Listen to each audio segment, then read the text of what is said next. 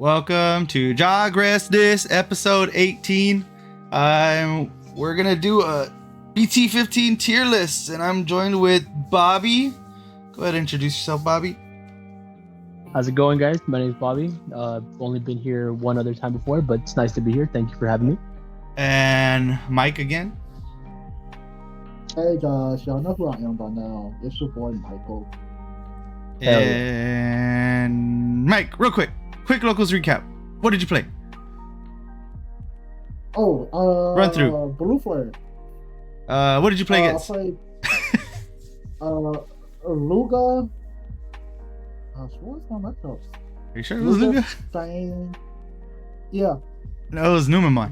No, Numamon. My bad. Numamon, Fang, and what's my third matchup? I can't. It was Levia. Levia, yeah. Ooh. I played. Fuck, what did I play? Oh, I played Sekon. I'm a scumbag. Played Levia. Played Numamon. 1-2-0. I felt bad at the tournament I was gonna end. I said, fuck it. I'll risk first place. Let's go another round. Played Marcus against Fang Longmon. He won. And I ended up bubbling down to third. Fuck. That was it. Marcus won the tournament. Yay, Marcus, first tournament won. Good job. Yeah. All right, that's the recap. Let's move on to the tier list. I don't know if you all see it the way I see it, where you can see Blue Flare is the first one. Mm-hmm. Yes. All right. We can give it up to you, Mike. You can tell us where Blue Flare belongs. Tier 2. Tier 2? Yeah, tier 2. Like, don't get me wrong, it's a very good deck, but it almost feels like it's too slow for the format. Fair It's point. like everything. It's like everything else is everything in tier 1 and tier 1.5, tier 1 is just so much faster. But it's not something that you can sleep on, though. Yeah. I guess for me, I have it on either top end of tier 2 or like the bottom end of 1.5. I think it still could go. It's just like you said, some things could beat it pretty quickly. Could be very annoying. I mean, when I saw you against the Fanglong matchup against Marcus, I think he found it very annoying that you kept freaking going back with your crossing and then swinging at him and freezing stuff. I mean, yeah, for me, I think I have it like either top of tier 2 or it could be like right there at the end of 1.5. That's for me. But for now, I'll keep it at the top of tier 2. Bobby? No, I agree. Tier 2 sounds about right. I mean, I'm not. It's still needs set up right to be effective, right? But there's not too many boards that go wide, anyways, for it to take advantage of that. You know what I mean? You're a little tamer reliant, and by the time I mean the bar is kind of set with Numamon, right? Like what good is your Numamon matchup? And before you know it, Numamon player sees Uko turn 1. You're playing Blazing Memboost for 5. You're getting max value from like the Ukomon and all the Numamons you can spam on board. And sure, you get to freeze it, right? But by the time you get set up to freeze the board, Numa, has already checked maybe 3 or 4 of your security before you can actually freeze anything. And plus, it has the nice blanket effect if you play the Ruin mode or Venus Spawn package as well. So I think tier 2 is fine. You can't sleep on it, but it's still not as fast as everything else in the format, or the good stuff in the format. How do you classify your tiers? I guess just the way you see it, man. Tier 1's the top best decks. 1.5 is like in the middle between the tier 2 part. 2 is like average, middle of the pack. I guess you can see as tier 1 being, you'll see this in the top 8. Yeah, 100%. Tier 3 is just kinda, it can compete, but it's like you gotta get the right hand. And then keep it at locals is like, yeah, don't even bother. Like, just keep it there. Hope you win there. I guess I'll take Black War. I love this deck, man. But I feel like right now it's also too slow. Yeah. If you brick, it's kind of rough. So I kind of also put this in tier 2. I've never placed this thing in tier 2 ever. I've always had it 1.5, or it was either tier 1 or 1.5 back then. But the power creep is real right now, and it's still a pretty solid control-y deck. Can still do things, but Hades Force is a thing, right? I mean, it has a good matchup somewhat to Red Hybrid a little bit if you don't die. Same with Blue Flare, can Hades it. But the rest of the deck, I mean, you could Hades Numemon, right? But if they have the Numa X there, I mean, there's just more bodies coming back at you. I don't know. Yep. I just feel like Numemon's too fast. Levia's too fast. Yeah, I keep it at tier 2. I'd keep it right under Blue Flare. Tier 2 for me.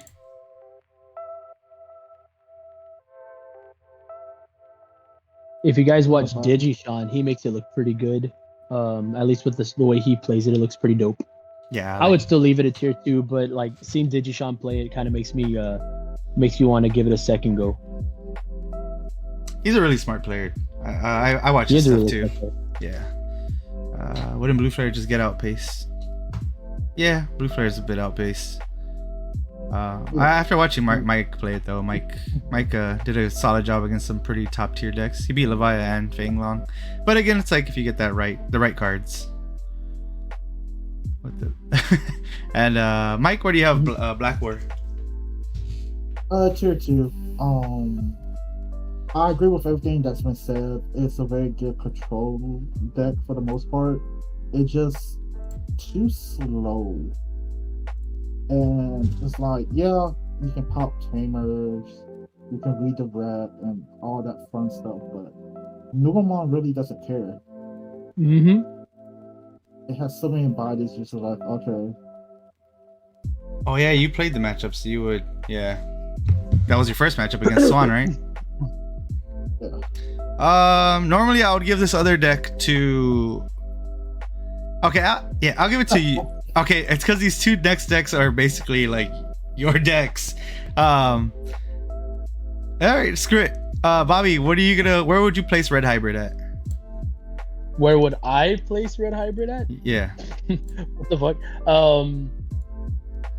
I'd say 1.5, somewhere there. It's better. It's definitely a better deck than Blue Flare and Black War, but I don't think it's on the same level as like Numemon and Levia. Those are basically the two. Those are the two bars, and you said, what is your matchup spread against those two, and how do you fare against everything else in between? If you can handle the top two, everything else should be more or less fine. I think, unless you guys disagree, feel free, right? But to me, those are like 1 and 2 respectively. Just kind of depends. Yeah, I agree. Mike, where do you have your Red Hybrid at? Oh, so this is tough because, like, if I want to be conservative, I'll say 1.5. But if I want to be like a little bit biased, I'll say 1. I'll say it's up there with Leviathan and Numemon. And how I see it, it can contend with both of those decks very well. Numemon matchup is a little bit rough. The Leviathan matchup, not so much. Yeah, unless you get a perfect hand like I did that last time. That was insane. I was like, whoa, this deck can go vroom too. And it's like, plus we done seen it top. We done seen it won regionals. It's always there. Yes. It's like, tier 1. For me, not disagreeing with you, Mike. Damn, it's hard because it could be like bottom of tier 1. It's for sure up there in 1.5. it's just a deck that's always there, and then I feel like when people start underrating the deck, some people have dropped it. Like I've seen some tier lists. Like I'm like, are you crazy? Like they'll drop it at tier 2 or something. I'm like, there's no way that deck is tier 2. It goes too fast to be tier 2, and I think I have it at the moment at the high end of 1.5. Mike, you got O-Force. This is why I said it was funny. I don't play this. I have it at tier 2. That's cope. That's cope as fuck. Yeah, I don't play. Okay, let me rephrase that. Okay. No, I'll put it at tier 3. There you go. I'll put it at tier 3. I also have it at tier 3. I played Bobby today, and he was able to pop off for sure. But like what Bobby has consistently said, other decks that are blue can do stuff this thing wants to do with less setup and just quicker. And feels bad sometimes when from what Bobby was saying, and I agree with him now that I like first time got to see it a little bit more today. And yeah, I agree. O-Force is gonna be tier 3 for me as well. Like there's 2 other blue decks that can do its job faster. Yep. Absolutely. Go ahead, Bobby. Yeah, I have a little. No, I'm sorry. Just because I'm the casual O-Force copium huffer around here, it's definitely tier 3 at best, like at the ass crack of tier 2. Most blue decks nowadays are namely Melga and Mirage do exactly what it wants to do, but for a lot quicker, more consistent, and for less resources. This deck essentially lives and dies by its top end, by its arenas, and most times you can put it as consistent as possible. No text, no gimmicks, but a lot of times you're either not seeing your arenas or you're not seeing your O-Force. So if you're missing one without the other, you're kind of just struggling, and it's not a fun time. You just kind of slowly watch yourself lose. But if you see your pieces the way you want to, and I think there's a little bit of luck involved. I mean, you could say that about most decks, right? But I think there's a lot of luck with this deck specifically. If you can see the right pieces and you can sequence your trainings and tie draws and search your Vs correctly, and if you see the stuff the way you want to, then it feels really nice when it pops off. Because if they don't deal with your stack after you have the set, so if you have Davis, Rena, turn 2 after it lasts a turn, you can essentially be given anywhere from like 4 to 5 memory after everything's said and done, and then you can do whatever you want, right? But that's a pipe dream. It's kind of hard to come by. Yeah, I agree. But wait, I have Imperial. I also have Imperial in tier 3. You think so? Even Imperial? Damn it! It could just be a keep it at locals, because it could be rough. You know, it could be rough if you don't see those. Yeah, it could be very rough if you don't see those pieces. If you can't DNA by turn, yeah, I'll keep it at locals. Because if you can't DNA by turn like 2 or 3, you're kind of just sitting there with your level 4 and like waiting for yourself to die. And then by the time, like, say you're already at turn 4 or 5 and you finally have your Paildramon, you're swinging and swinging, the next turn you're probably dead already by that time. So, for sure, Imperial is just waiting for his new buddies to come out in the next set. So, Mike, where do you have Imperial? Keep it at locals. It's too peaceful reliant. It's low. It get outpaced by almost everything. It really doesn't have that much protection against a lot of stuff. Yeah, it's bad right now. Bobby, Imperial? I'd probably keep it same, keep it at locals. Once the BT16 stuff comes out, where it not only gets the fighter mode ace and the Partition. Pio with fortitude, then it has some or partition, excuse me. Yeah, partition. There you go. There you go. That makes it.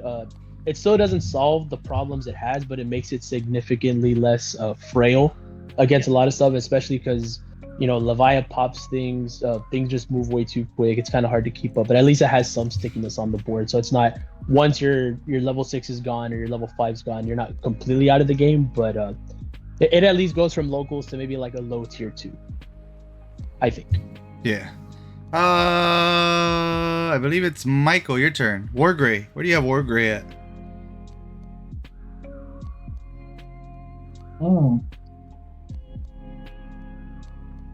A high end of tier 2.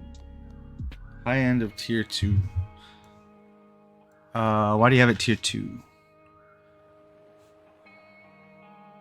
I mean, yes. Well, it is faster than its counterpart. It can OTK out of nowhere. It has raid, so it can run over like almost anything in the meta right now. I just think it's the aggressive nature of the deck just makes it so much better than most things in tier 2. Bobby, where do you got Wargray at? Bro, if like a year ago you told me Wargray was gonna be not in tier 1, I would have told you you're out of your damn mind. But I feel like it's just kind of been power creeps, unfortunately. It's not tier 3, but it's definitely like towards the middle bottom of tier 2. I think similar issues to Blackboard. Still, it's not slow, but it's still slower than everything above it. But I know it gets a special spot in the newer sets, right? The newer sets, raid being a big thing to get over Magnamon and other shit that I could just swing over. Give it that place, right? But I think Wargray, as it stands right now, it just feels like it's kind of easy to deal with. If it doesn't see its pieces and it has a janky stack, it's just kind of out of the game, and then you're back to square one. So I would definitely say tier 2. Not tier 3 bad, but tier 2 for sure. Middle, bottom. I also have Wargray, and like I have it at the top end of tier 2 because I feel like Black Warrior. If you're Black Warrior, you don't want to see again. You don't want to go against the raid version. It just screws you up. It has the Hades for blue flare and can do the same thing to it. If it, like you said, it does. It needs that perfect stack or that certain stack, at least some sort of protection, right? If you're Marcus and just get that for some reason past 3, I'm gonna Digivolve Rookie, Digivolve X, Digivolve Greymon, Digivolve X again, and then pass you turn with Digivolve Metal Gray, then yeah, you're gonna be a damn god. But Marcus stacks cards secretly. I don't know how he does it. I reshuffle his deck too, but he still gets it. I'm just like, this Greymon it just loves him. That's why he talks to his deck. Remember, he was talking to it today. I think the Wargray does have a spot in 16, just because of the Kabuterimon coming out. It can get bigger. And I guess against all the other control decks that want to control the board somewhat, the bigger guys, the new ones that are coming out. So he kind of has like a niche spot, sort of like a deck we're going to talk about soon in this meta. But yeah, I'll have Wargray in top of tier 1. Bobby, you have Hunters. Oh, I'd say tier 2 as well. I feel I feel like a lot of it, what it wants to do is still really good, but same thing like Blue Flare, just kind of piece reliant, and it's not as fast as all the other stuff around it, but it's still not tier 3 bad. I think you can't sleep on it. It's definitely still a solid deck. It still has access to Quartz. Quartz is still a very good card. Yeah, man, that's kind of all I have to say about it. It hasn't really gotten anything, but it's still nothing to sleep on. Tier 2. I also agree. I keep it at tier 2. There's still nothing to sleep on. It still can do its thing to you. the red hybrid matchup, from what I remember, is just kind of like 50-50 in a way. Unless they go faster, then sheesh, good luck. But it could be the same thing, like you said with this deck too. Like if I go faster, I can go vroom too. Yeah, I mean, I really haven't tested much. I think the last time I even touched the deck, because it's one of my favorite decks, this and Crossheart. When I played Swan, I think a long time ago when Fenrir first came out, I think I went like 2-1 against it, but it felt more. I mean, I don't have any security bombs to save myself from Fenrir. Once he's set up, it's kind of, I'm dead. Yeah, I keep it down at tier 2 as well. It's somewhere right there in the middle or at the back end. Mike, where do you have it? Yeah, I can agree with y'all. It's like at the bottom end of tier 2. It does what it wants to do, but again, it's pace reliant. And I feel like a lot of stuff in tier 2 is just better than it. Yeah, I agree. I mean, all these matchups, like the Blue Flare and the Greymon, it's kind of like up in the air. It's, like Blue Flare, all I need is Quartz. Greymon, you just don't play a Tamer. You're kind of safe. You're safe, actually.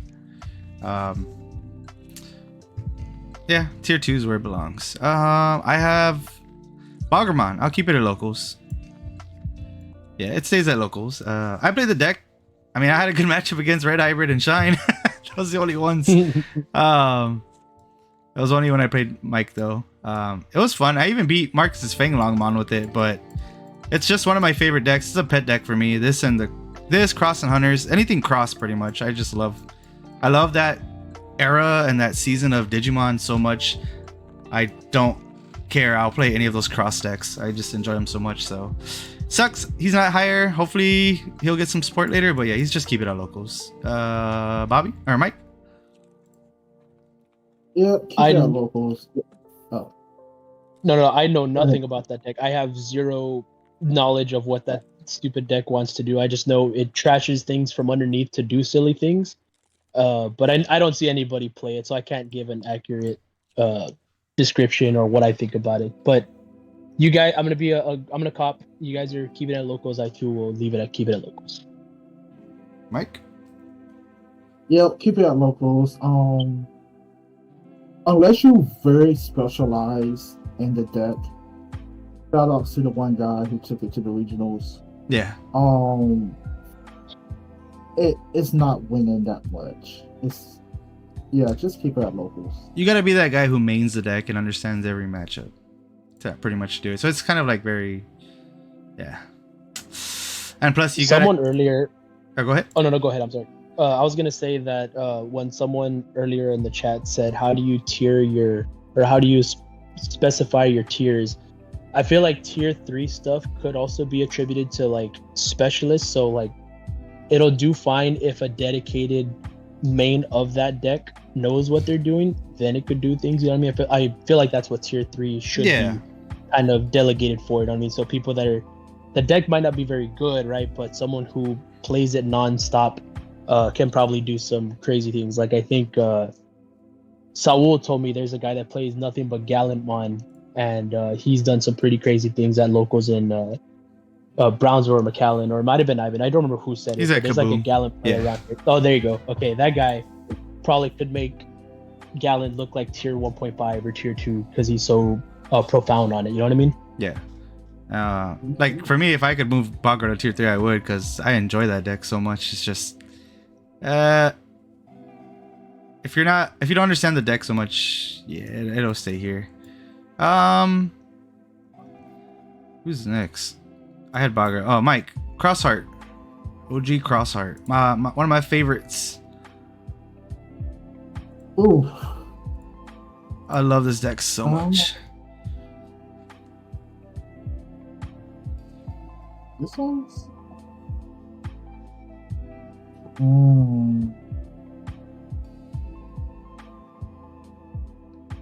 I guess tier 3?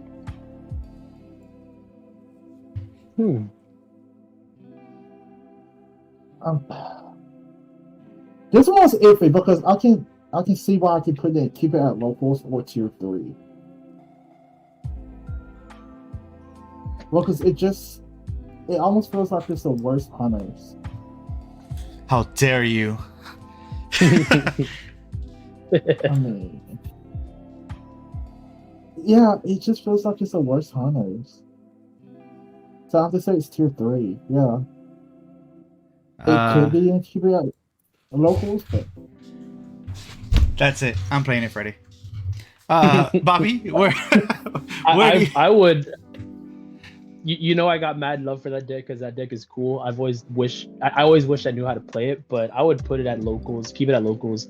It's like, why would I play cross when hunters exist or even blue flare exists? You know what I mean? And it's no disrespect to the deck because like the deck is cool as shit. Like I've always thought that the cross mechanic was super neat, but it doesn't really do much. You know what I mean? Maybe if you lifted the restriction of X4 like you said you would want, maybe it could kind of do a little bit more, but like I said, there's kind of not a lot to be afraid of. You know what I mean? I think Hunters just does everything it wants to do, but like better. You know what I mean? Yeah, I get you. For me, I personally have it at the bottom of tier 3 or somewhere. Or like up, I have it there. Maybe I'm just going biased about it too, because I love this deck. It's just a rookie rush deck in a way. No, but that's what I'm talking about. You could probably, because you've played it so much, you could probably do some damage with it. You know what I mean? Where kind of further proving what I was talking about with tier 3, where that one like a profound player on a specific deck could probably do work with that deck. You know what I mean? Because you played it so much. Yeah, I haven't touched it much in BT15, but 14 I was able to do damage with it. It's one of my favorite decks also. Yeah, I just always stay there. Crossheart forever, baby. All the colors are cool, and just the Merva top end always looked really sick. But I never played it myself. The better variant. I got. No wait, Bobby, you have Shine. Where do you have Shine? Oh, easy 1.5. Easy 1.5. It's still not. It's not tier 1 like high tier 1, but it's definitely not as bad as tier 2, or it's definitely better than everything in tier 2. 1.5 for sure.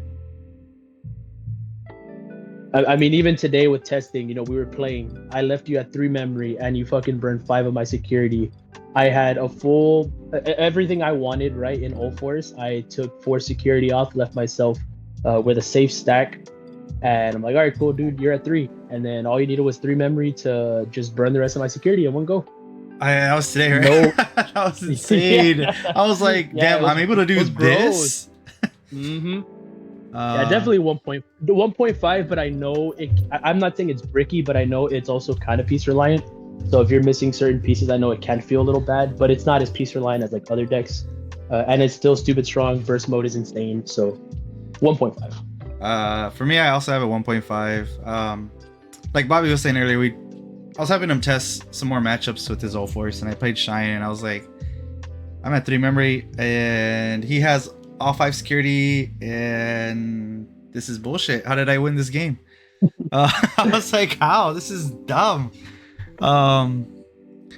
Yeah, it says 1.5. I mean, it can still win even against the tier 1s for sure. It's a solid. And if you're like you said, piece reliant, if you're playing like Ivan, that guy has permanent searchers in that deck, so he's always gonna find his pieces. Except for that one match against Frank, I believe, with Bloomlord, he was looking for that one piece. But like he said, he tunneled, and Jose said you could have won that turn.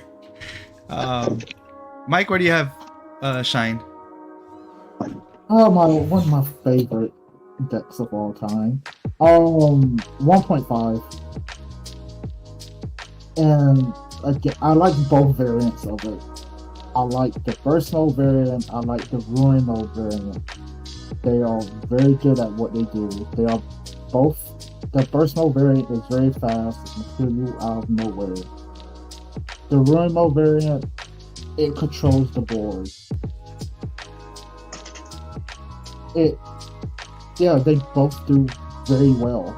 There ain't much really to say. We know what Marcus does.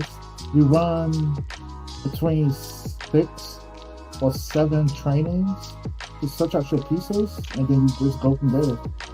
And like, that's another thing. I know there is a deck with the Rune Mold Turbo and Digishon, like you mentioned earlier, he plays that deck, and he thinks that deck belongs up there in the high end of tiers, because he says once you're at that, if you turbo up into Ruin mode, it's kind of rough for the opponent.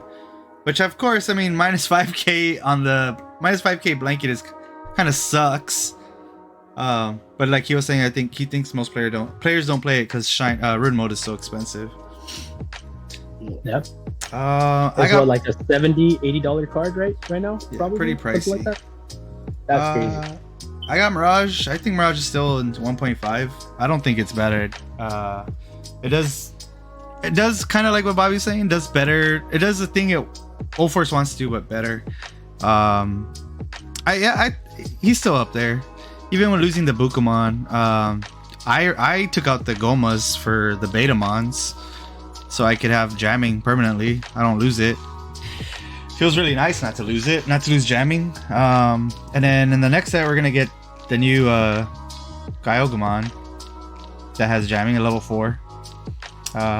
Personally, yeah, I still think it's still a strong deck. I haven't played against it with Numamon. I would like to, but I think Mirage could just bounce their crap to their hand, and who cares if they draw cards? Because I'm gonna just get memory back. I don't know. If you can get a Mirage early against that deck, maybe you have something to do against it. But Numamon spreads crazy. Mike, where do you have Mirage? I have it at tier 2. Ooh. Why do you have it at tier 2? Yeah.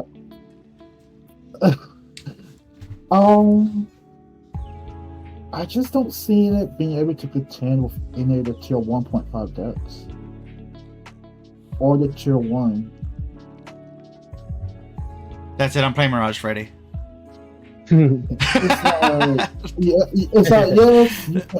It's like yes, you can bounce, which is cute. You gain memory, which is cute. But you still need a setup for it. Which all the other decks in tier 1.5 and 1 does so much faster. It's like, okay, you can get into your Mirage, you're level 6. But by that time, you have 0 security. Or you're in a losing position. Yeah. Bobby, where do you have Mirage at? I have it at 1.5. I think it's better than basically everything in tier 2. Like Mike said, it is setup reliant, but it's not. It doesn't. You don't need like multiple Thomases on the board. Like a lot of times, you can kind of just either get one from security, or with all the trainings and the consistency it has, you have the Galgamon that drops a Thomas for free. And you really only need one Thomas if you think about it. You only need the Mem Setter is nice, right? As long as you get one, just be able to go into burst. And with Numamon drawing a bunch of cards, obviously you're going to gain back a shit ton of memory that way. Everyone's been burst moded to all hell and wrecked for game. I can't see it below tier 1.5. No way. I respectfully, Mike, that to me it's 1.5. Yeah, I just think it's still there because it's consistently in the top 16. Mm-hmm. And most of these tier 2 decks aren't consistently there anymore. They're there every once in a while, but not always there. Yeah. I guess that's how you can see it by the tier list as well. Like 1.5 is still there, consistently there. You're always gonna see Red Hybrid in the top 16. Do you always see a shine in top 16? I'm trying to think now. But yes, you do. You just don't see Mirage that much at all. Besides the last regional.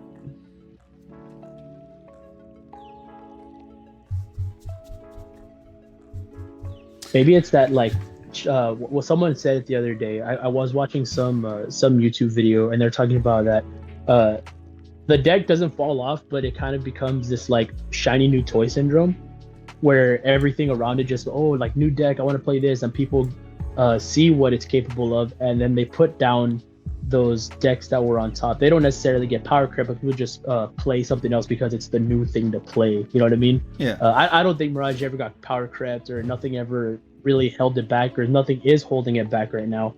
Like I said, I think it's just a matter of like, oh, everyone's jumping on the Numamon hype train right now. Same thing with like Levia being crazy dirty. I think that's just ultimately what it is. Because I remember Definitely when I was on that struggle train back then with Mirage, when I would run the what is it, the blue flare Mailbird for jamming. That was before Damn, bro, Pokemon. You were really going through it. Jesus Christ. I won a tournament with it. I was like, oh, I got Mailbird jamming. I'm winning this game.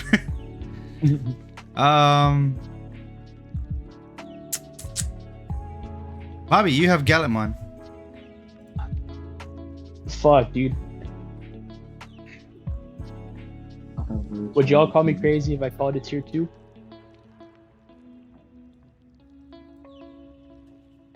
Am I huffing on the copium too much? I feel like it can do some pretty crazy things, and it's gonna wipe the floor with Numamon. I mean, obviously Numamon's really fast, right? But it just deletes everything over and over. It has so much inherent deletion effects, and it can raid over things like Leviamon and what else? It can raid over Red Hybrid. It can do a lot of things, right? And it doesn't have that issue where, oh, now your stack's gone, you have Biomerge, you have the Rush Diomon. I still don't think it's insanely good to be like 1.5. I would put it maybe at like at the bottom of tier 2, but it has some nice things going for it that I could see it sneaking games and catching people off guard because it hasn't been played in so long. I personally have it as specialist deck, kind of like how you have Old Force and Crossheart. It has definitely a great matchup against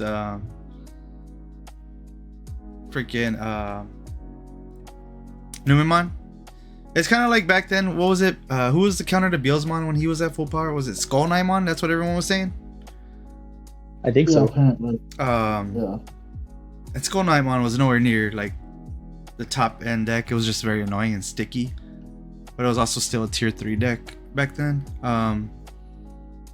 Because the matchups against everything else kind of sucked. But it's like kind of like Gallimon right now. Like his matchups against, I think, Levia and Numamon are pretty good, but against Red Hybrid, it stinks.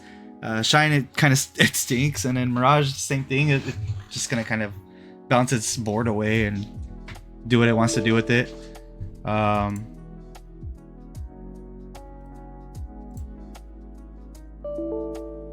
It becomes one of those things where like kind of like look at Greymon for the next format.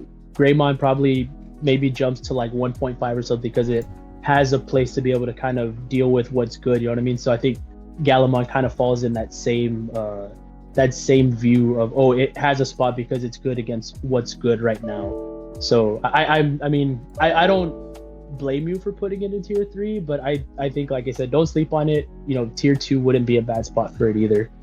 Gets access to Crimson Blaze and, like I said, all the popping effects and decks that get trash heavy like Leviamon, Fenry, you know, Crimson Mode Finisher. I'm hopeful. I'd put it tier 2.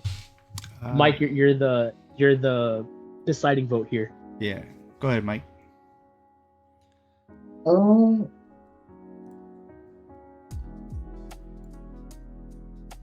Yeah, it's tier 2. Let's go. It has a very good matchup against, I want to say, most of the tier 1 decks. It has a okay matchup with tier 1.5. Don't you tell me it has good matchups against Wargrave, Black War. This is why I don't agree. This is why I keep it in tier. But so I have it at like the middle of the pack of tier 2.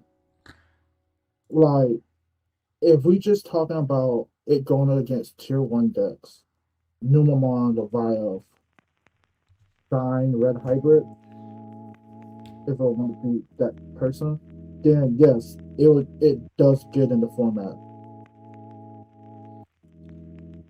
Go ahead. Look, Numamon plays into it, Levia plays into it, Fenrir plays into it. Shine, okay, I guess Shine doesn't play into it. Nope. Red Hybrid kind of can play into it if your bodies don't die. So it's just like, yeah. Do you care if everybody die and then you have that 3 cost Takuya and you go into Emperor and like buy to the stack and you're like, you're gonna restart and you're probably gonna lose by the time you restart. That's what I'm saying. If my body doesn't die, because if you really think, it's like, yes, they play most of this stuff are lower end for the most part, besides the level 5s, but it's like unless you hit a level 6. Something, the red hybrid won't die, and then you can just pop whatever you have on board and go from there. Granted, I haven't played the matchup that much. I have played it once or twice against the guy from McAllen who specialized in both variants of the deck, and that guy's a really solid. He's a really good Gallant. He makes Gallant look like 1.5. And again, it did win regionals. Yeah, it's kind of hard to dismiss that fact. You know what I mean? When it actually did something pretty decent. Yeah. All right, we'll keep it at the. I'll put it in tier 2. I'm also kind of biased because I learned the game with Gallant, so that's also part of my bias showing. That's how I learned the game. So I'm hopeful. Tier 2 for me. Let's go. It beat Red Hybrid in the regionals, so. But 9 times out of 10 is it beating Red Hybrid? No. Road Knights. No, you're good. Road Knights, I have it in tier 2 as well. I think it's slow also. Too slow for right now. I'll keep it in the middle though of tier 2. I don't think it's tier 3. There's no way it's tier 3, in my opinion. It still has that. There's no way it's gonna be amongst the 2 that are in tier 3. It could still do stuff against Greymon and the rest of these matchups up here. In my opinion, I mean, like, the Knights are usually bigger than Gallimon, so why am I gonna put Gallimon above it? I don't see it anywhere below tier 2. I think it's still there. It is slow, but it's not like it's not completely gone. It's gone right now in the meta because like everyone plays new cardboard and everyone forgets about the old stuff. But when it gets its new little Omni Ace, you're gonna see people hop right back onto that deck. Mike, where do you have? Tier 3. Okay. Damn. It's a good deck. Yes, it does what it wants to do. It's just slow. It's like you're really not afraid of anything besides the Omnimon. There's nothing to that where it's like, oh, I'm afraid. Okay, no. It's like you know what you need to do to kill them before they kill you. You're on a timer, basically. And yeah, it's like, and tier 2 decks for the most part can deal with that. I disagree with the Gallimon dealing with it. Really? Yeah. I mean, you leave a bite on the board, they pop it before you can tuck it under. It's... With Gallimon? Yeah. You just put a high blocker, what are they going to delete? Or your Alphamon? But you usually don't have those until later on, and by that time Gallimon's already at level 6 or higher. But then it's smaller than some of the Royal Knights that it's going to swing into and just die. Not with the right stack, it isn't. That's true. If you get the right stack, you do get DP from like, a couple of your lower end. It's like Omnimon plays into the early game of Omnimon plays into Gallim's hand. How so? Because Gallant's worse than Wargrey. Okay, so now correct me if I'm wrong, with Omnimon, you either play the Magna first off, or Pistamon, or what's the other white Digimon? I can't think of the name. Oh, Mechamon? Yes. Okay, fact or fiction? If Galamon did not win a regionals, would we be talking about it in tier 2? I still would. I think- I would. Yeah. Personally. I think we're on a high Uh, might right now that Galamon won, and it's making it look. I don't know. It's better for sure. It's good against the top 2 decks that we're probably gonna talk about soon. Okay, no, but back to Omnimon, where you have them are Royal Knights tier 3. Yeah. Bobby, where do you have Royal Knights? I kind of want to feed into the meme and say put it in the binder, but realistically, I'd put it at tier 3. It's also super slow, very very piece reliant. You know, you're literally just every turn. You know, you're playing a body, it comes back, play another body. You're one form of defense with Craniumon, right? It stops big bodies from swinging, but like I said, Numa just kind of goes around that, doesn't give a fuck. Before you know, you have 4 or 5 little slimes on board swinging for stuff that it doesn't care to die to. Especially if you don't see like your Omni early enough, it's just really slow. For sure, those top decks will murder it. It is for sure slower. I believe Mike, you got vaccine. I don't know why you have to do this one. I agree that it should compare to the tier 1 decks, but it's kind of like when Beelzemon was tier 1 and Skull Knight was tier 3. Tier 3, it had a good matchup against Beelzemon, but bad against everything else. We couldn't just put Skull Knight to tier 2. Nobody had it up there. That's what I'm trying to get at. Nah, they didn't want you to buy into the Skull Knightmon hype. That's what it was. Yeah, go ahead, Mike. You got vaccines? This one's hard for me actually. I'm torn between tier 2 and tier 3.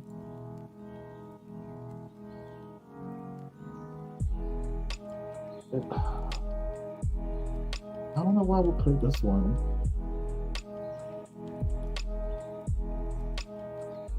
I don't know. I don't know why we put this one. Bobby, where would you put vaccines?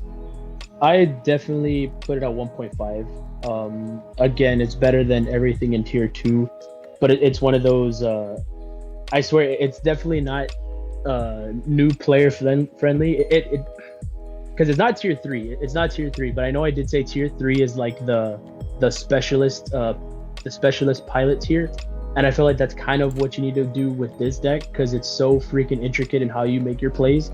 And if you're not seeing the right cards and not playing your TKs at the right time against someone who really knows the ins and outs of that deck is insanely annoying. But that's another argument. But I can't see it anywhere below tier 1.5. I agree. I have vaccines in 1.5 as well. That deck hurts my brain. You gotta think. You gotta remember what's in your security and think of what you're gonna put in security. Like there's a lot of thinking that goes with the deck. I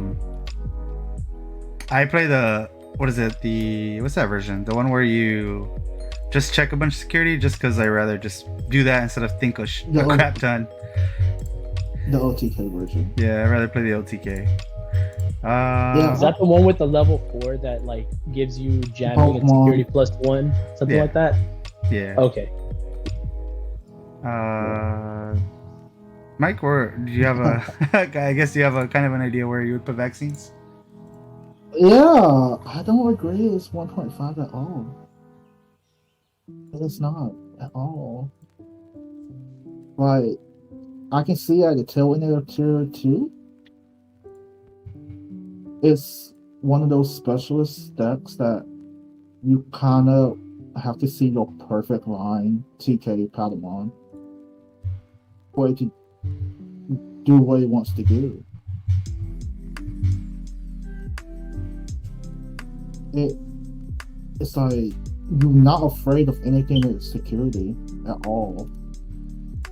And most of the tier 2 decks can kill it I mean, yeah, I'd say at the end of tier 2 because tier 1.5 is too high for it. It does not belong up there at all.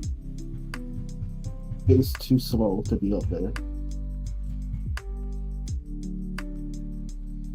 Because can y'all really say playing against, if you were playing against Sean against Vaccine, who would win that matchup most of the time? Or Mirage, or Red Hybrid? I don't know, man. That deck is silly. The amount of memory you get from Gato and freaking TK. You have what, 2 TKs, fucking Pata sees it. You can go from like 1 to 4 memory real quick, and then you can just start going ham, recovering. The same can be said about U-Force. The memory game is silly, but oh, don't even start. Don't even go. Don't even go. I think the most U-Force gets is like 2 memory from playing a tamer. Like, yeah, dude, I have to be lucky that Davis is already on my board to be there. Like, no, that's not even a comparison. And with Vaccines, you have to be lucky to see the Patamon, which it's a 4 of, and it's like there's games you don't see it, and you only run Gato power at 2 of, so it's like there's nothing to be afraid of from that deck at all. Maybe the Angelmon Ace, but then again, it's just a nuisance at best. It's like, yes, you can gain the memory, but what you gonna do with it? Not much. I'll buy what you're saying, Mike. But I still don't. It's because like you look at Yellow Vaccine, and then look at what's in tier 2. I feel like it's way, well, maybe not way, but a good amount better than everything in tier 2. But I mean, like I said, I respect that. I've only played against it a handful of times, and it is annoying. It's not a complete menace, but I know it can get insanely annoying really quick. I respect it at 2, but I think 1.5 feels good for it. Fenrir, Lugamon. I have it in tier 1. It's one of the top decks for sure. Oh yeah. It still does what it wants to do. If it doesn't see, it can do well against Numon. If Numon doesn't pop off fast enough, it can do well against Levi if Levi doesn't get its stuff quick enough. It gotta be careful. Hopefully you play that one. What is that called? Delicate plan. When you swing to Levi, so you don't die to security. Yeah, I still have Luga up there because it does what it wants to do, and if you get that setup. It is setup reliant, kind of like all the other decks, like even in the 1.5. But I feel like when this thing sets up and you know it's ready to go, sometimes it just feels bad knowing that that little Lugamon is going to evolve and turn into this huge spiritual looking dog and just kill you that one turn. It just feels really bad. So I have Lugamon up in tier 1.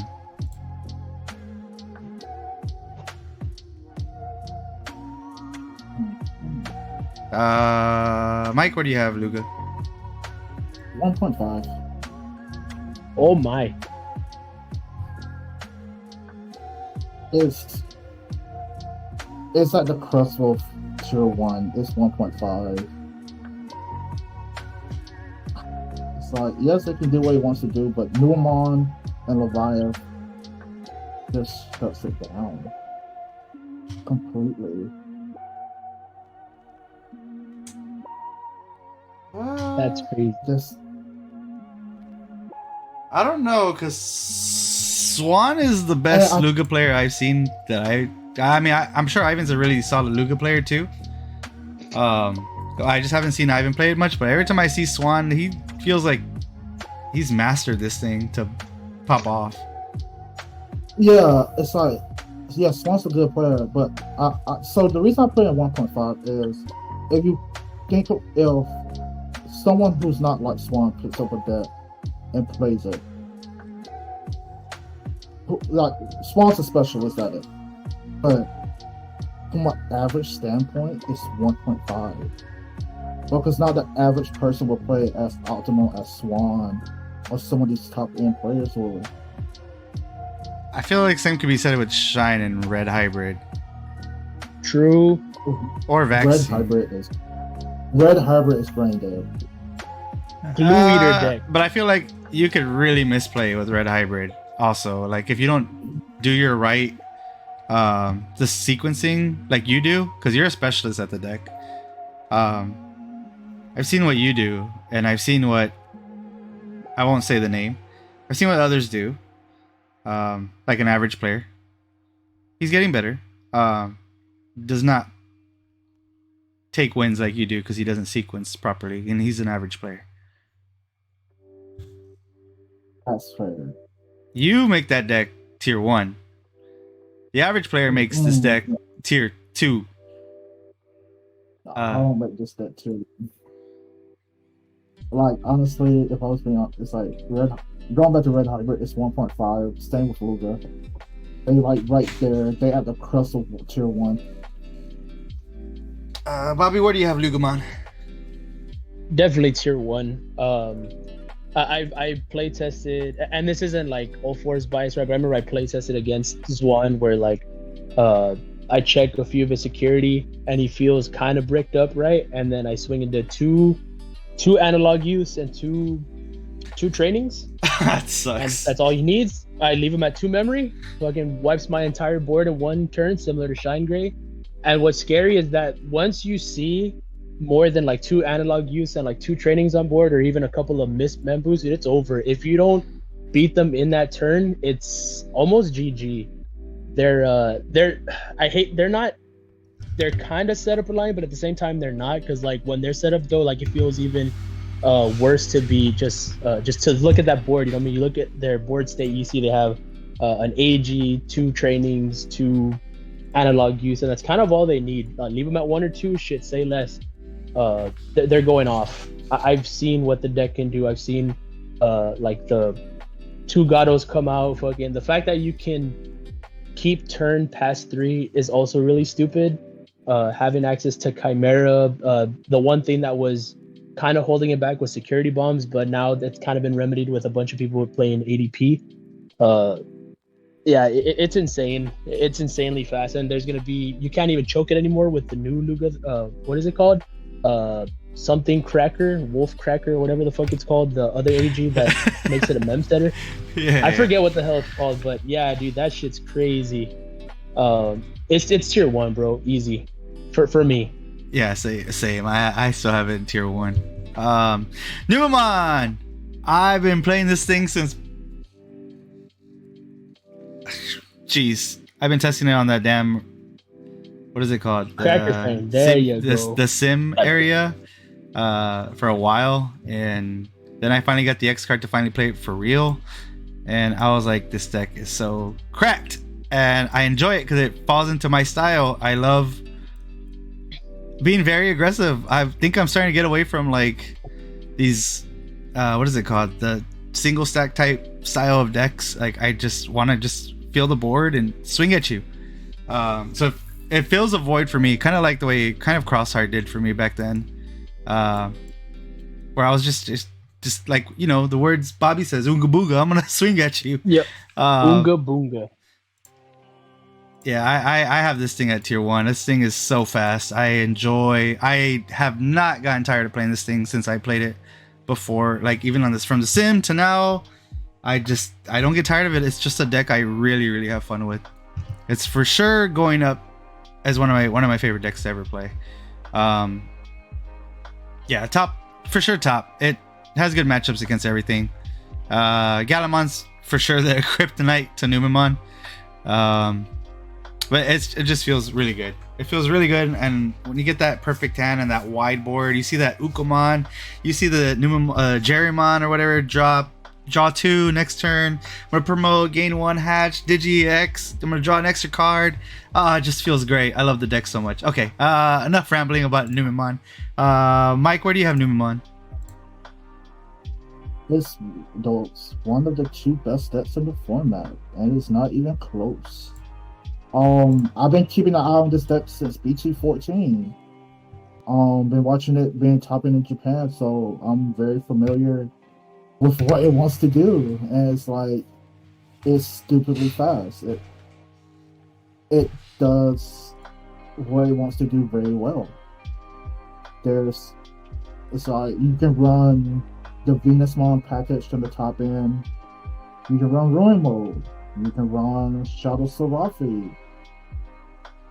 The black base is good. You can run The Quantumon red in base here. is- Yes. Oh yeah. You can run the red base, which is good. You can run the ace card, another Gogglemon, whatever, in it as well.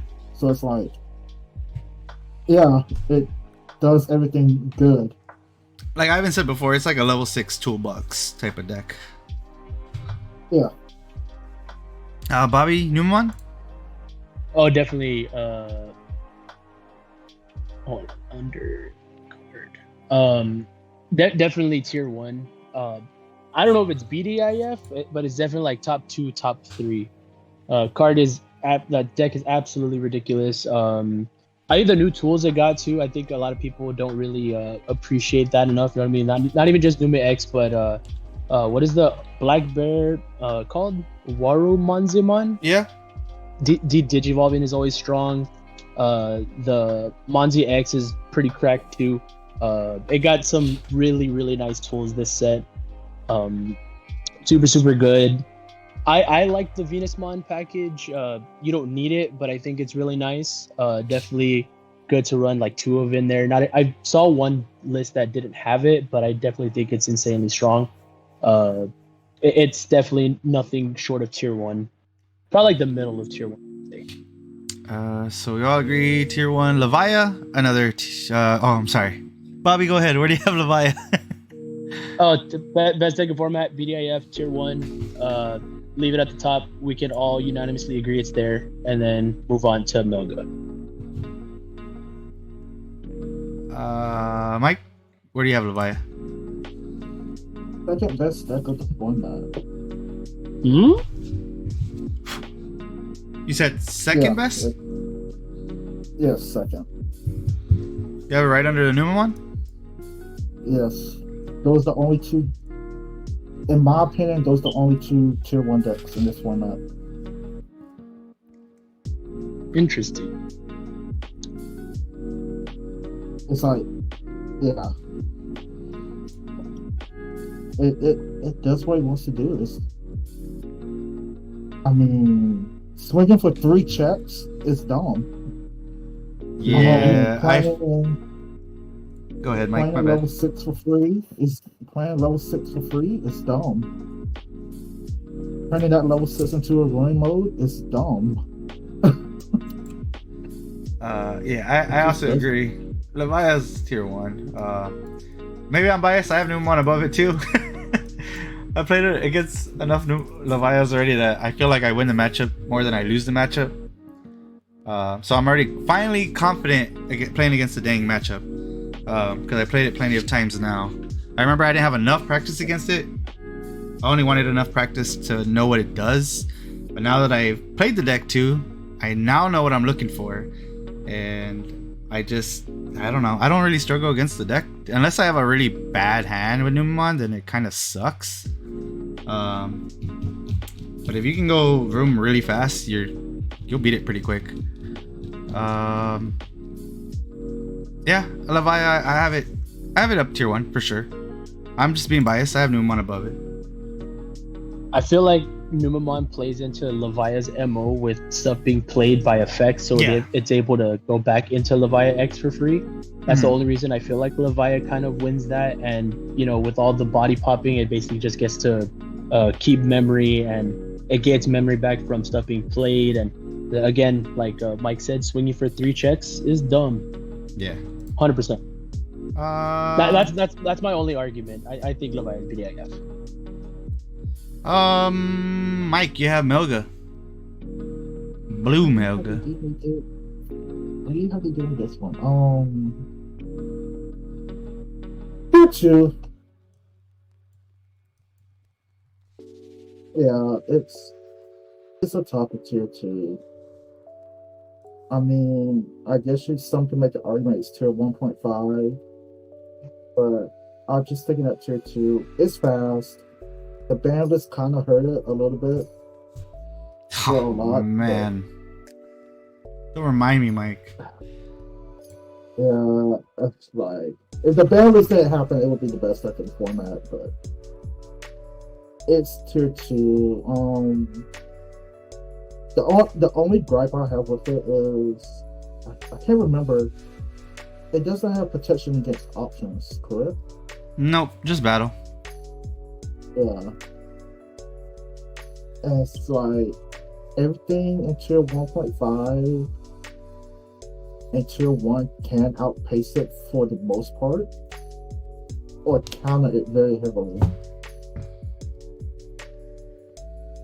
And that's all I got to say about it. I am with you. I believe top of tier 1. It falls under the same as Greymon in a way. Like you can get a brick hand. It's better than Greymon. Like oh no, it's one of those where it's like one of those decks you need to have your stack or it kind of sucks. I mean you can actually go off without the best deck. I mean you'll die faster to. Or go ahead, my bad. Oh, I was just saying it's better than Greymon. At least that's what I see it. Marcus felt it. But you play it more. Marcus felt it. Right, Marcus? If you're still in here, you felt it. Me beating your Greymon with Melga. Wow, just rude. If I still had purple, I love the purple. Like, this was the deck that I was thinking of playing, taking the regionals like a while back because I was practicing this and Numamon. That was all I was doing in. I think we were like what BT13, no EX, whatever the one before BT14 was. I was testing this already. EX5, yeah. I was testing this and Numamon like consistently, and I was starting to fall for Melga a lot. But after a while, I was like, nah, Numamon's more my style. It's just, man, I miss the purple stuff, dude. I love the purple variant way more. I agree, Ivan. Pokemon and Anubis for sure, top tier. But Numamon did beat several Pokemons in that unbanned, unrestricted list with Anubismon in there. But again, back to Melga. It does what Old Force wants to do, but less setup. It just needs the stack. Yeah, tier 2, top of tier 2. Bobby, where do you got Melga? Tier 2. It's not a bad deck, but I feel like it just I don't want to say the restrictions hurt it, but like you go into your stack, right, and then I think Buka being restricted kind of hurt a little bit. It is insanely fast, but not being immune to options kind of hurts it a bit. You know what I mean? Battle protection is nice, but I'd rather be immune to options. It's a good deck. It's not bad. I don't really have too much to say about it. You were doing some crazy things with it today, but I'd say tier 2. Millith. I also have it tier 2. That's a Saul special. Yeah, I have it tier 2 because it's like it takes a specialist and a dedicated player to play that crap. Not that it's crap. I have fun playing the deck too, but I think it takes a specialist to want to play this thing for 9 rounds or 8 to 9 rounds. Because my brain, I think I played it at I got top 3 at our locals with it, but my brain hurt. And I wanted to stop playing it already, like at the last round. I think I was playing you, Mike, at the end. I was like, Mike, can I not play this deck? I don't want to play this anymore. It's hurting my brain. I got tired already, like mentally drained. It just does what it wants to do, and it sometimes stinks if you don't see your pieces. It'll hurt. Like I think one of the matchups I had, I ended up winning the best of 3, but I think on a game 2 I was just never seeing my Growlmon, and if you don't see that piece or any piece to just keep going, it just hurts so bad. I think I was forced to try to swing with rookies at that game on that one, but Yeah, let them on. It'll do what it wants to do. It's kind of just like, I think as whoever's gonna be dedicated to the deck will do well with it. Bobby, what do you got? Millith. I'd say tier 2. It's a solitaire deck, dude. You're literally just playing the game by yourself. You're just like, you don't even care what your opponent's doing. Like, okay, I'm gonna mill, digivolve, play Jack Raid, go into Millith, get, what is it? You get 2 options back, right? Or you play 2 options, then you gain 2 memory for playing options, some shit like that. It's literally a solitaire deck, bro. But it's pretty nasty if the person knows what they're doing. I'd say tier 2. Mike. Yep, tier 2. Y'all said everything about it. It's a solitary deck. It has an alternate win condition. You just mill them out. Bobby, you don't know the deck much. It's Marcus Hybrid, pretty much. That's what the yellow one is right here. The Jet Sophie. I have no idea what it does. I think I've seen Digishon play this like once or twice. I'm gonna speculate and put it at. Fuck, I keep wanting to say 2, but I feel like that's just such a cop-out answer. I'm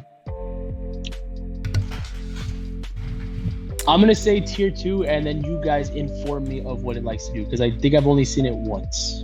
I'll let Mike go last since he played the deck for a while. He's been playing it for a long time. He never commits to playing it at locals when I'm like, do it, Mike, do it. I have it in tier 2 also. It can get very annoying from my experience against Mike.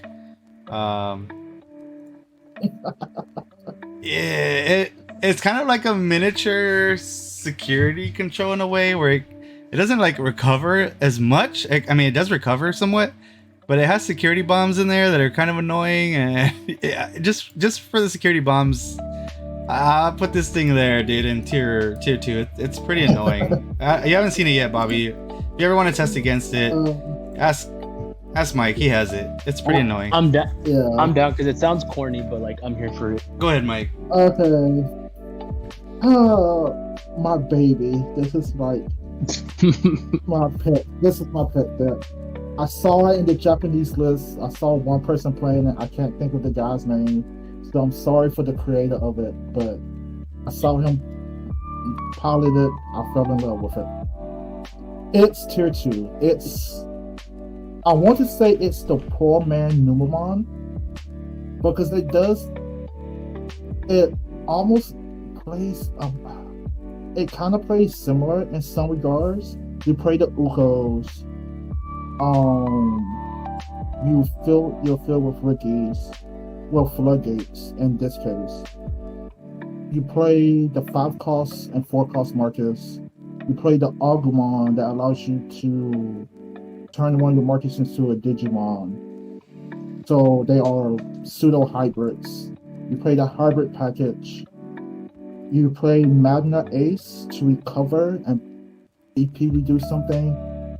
You can put in the Venusmon as the top end. Or what's the level 6, the yellow green one? Quantum? Wait, is it Quantumon? Yeah. You put that as the top end as well. It's just very Rookie. It's Rookie Rush and security bombs, and that a pinch of recovery. Yeah, I remember. Go ahead, Mike. My bad. Oh, my bad. It's just like it can kill you on turn 3.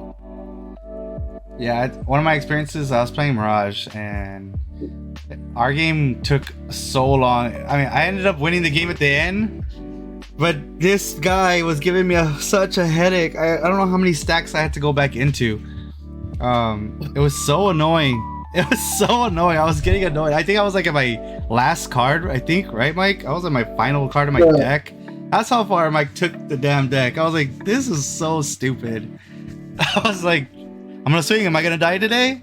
I guess I am. All right, here's another stack. And then he would play rookies, and then I'd bounce the rookies back, and it was funny. It was just really back and forth. Let's see. I have blue hybrid.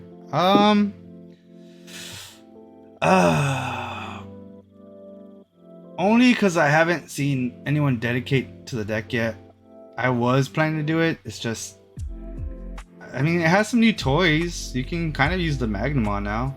I was kind of telling Mike and I were talking about it too, that Magnamon could be pretty cool in the deck. The newest one. I'll stick it in tier 3. I don't think it's keep it at locals. I think it still can do stuff. I mean, it'll strip you and it can still be a bit annoying, but not too annoying. I mean, I've been able to beat Marcus's Greymon with it. I was able to beat. So I'm trying to look at other matchups here that I've gone against. Nothing else. Yeah, it's tier 3. Mike, where do you have Blue Hybrid at? Can I say how much I hate this deck with a passion? Yeah. Okay. I hate this deck with a burning passion.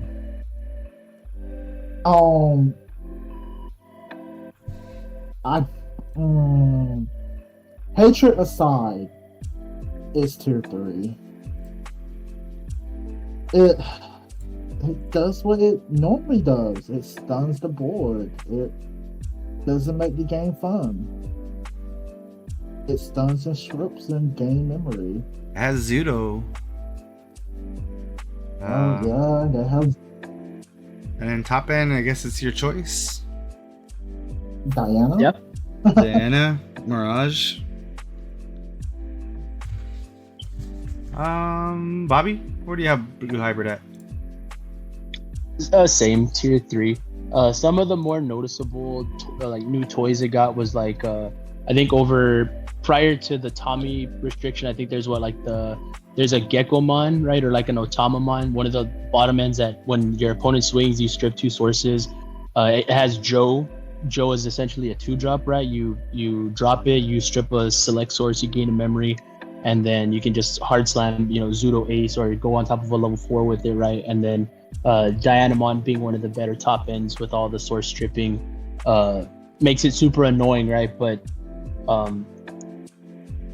it's also super setup reliant. Like it looks, when I look at what a blue hybrid deck would want to do versus everything above it, I feel like it would take a while to get your game plan and you're probably losing the game before you start seeing your pieces and your board set up. It is annoying, right? But I think a lot of the stuff around it or above it can play around what it wants to do. And nothing of note, nothing about it makes me say, damn, like this would be pretty good into War Gray or Melga or Black War. If you're gonna play a blue deck, you might as well just play Mirage or Melga instead. You know what I mean? Yeah. Yeah, no, like Ivan said, blue hybrid is Mirage Gal with extra stuff because it's true. Bobby, you again though. Where do you have Heavy Leo? Heavy Leo. I know Mike was super high on this deck. I'm not super high on this deck, to be perfectly honest. Maybe I'm wrong here. I'd say tier 2. I was afraid of putting it out. I was thinking about 1.5, but I'm not super impressed with this deck. But it's definitely better than everything in 3. So I feel like the cop-out answer is tier 2, but I think tier 2 is fine.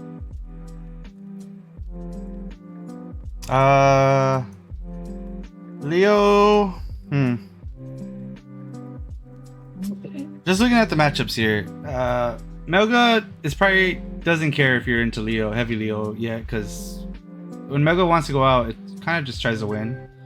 Greymon can do the same thing. Blue Flare. Greymon can smack it, and then Heavy Leo's coming back. Yeah, or Greymon doesn't even have to touch it if it doesn't want to, and just hit you for 300 checks and say like, okay, you didn't block me. I mean, it has a good matchup against Galamon because Galamon's not gonna want to delete this thing. It'll Digiball. I probably have it at the bottom of tier 2, but like they're at tier 3 as well. Like I could have it at the bottom tier 2, top of tier 3 maybe.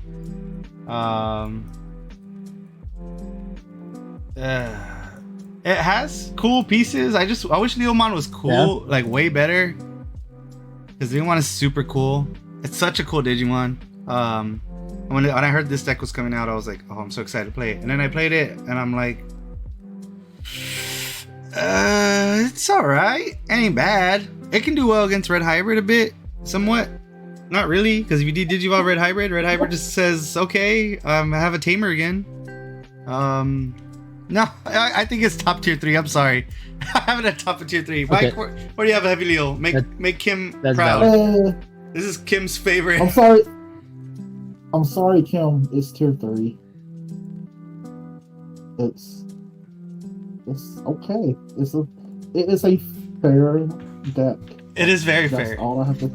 And that's the thing. We don't like fair decks in this game. If it's fair, it sucks. We made I'll Kim say this: upset. the only things that it does kind of have going for it is, I think, what the elect, a couple of its pieces have, like Digivolve, and bottom decking like the Numas early would probably be nice, but that's probably about as far as it goes. That's literally the only thing I can think of that it does decently well into what's popular. But other than that, I'm not sold on the deck. I have Fanglong. Damn. I hate this deck. Fuck this deck, bro. This deck's annoying. Here Jesus. comes Marcus's specialty. He's also Fuck just Marcus. just like me, like since before 14. He tested the crap out of this deck, and I think me and you, Mike, right? We also had interest in the deck a little bit, but we kind of both like, it's not our style. Marcus, he's stuck with it. I thought he was gonna get tired of it, jump right back onto Greymon, and he did it, and he turned this deck pretty freaking scary. I ain't gonna lie. The deck, I have it. Oh man, if I'm playing Marcus, I have it like 1.5, but I think realistically, because I've seen some of the lists for Fanglong, right, and they're real basic compared to what I've seen from Marcus. Marcus is pretty damn solid with the damn deck. I have it. Damn, I kind of want to put it in bottom of tier 2, 1.5. It has Fanglong. Let me DP reduce the whole board. Numemon cries. Like, I hate this matchup so much. I'm not gonna lie. I like it. Red Hybrid loves it. Yeah, Mike loves the matchup. Mirage and Shine could also start to hate it maybe a little bit now, only because the new Mega Gargo is annoying as frick. Oh, let me blast. I'm gonna stop those Digimon from doing anything else. Okay, thanks, asshole. Excuse my language.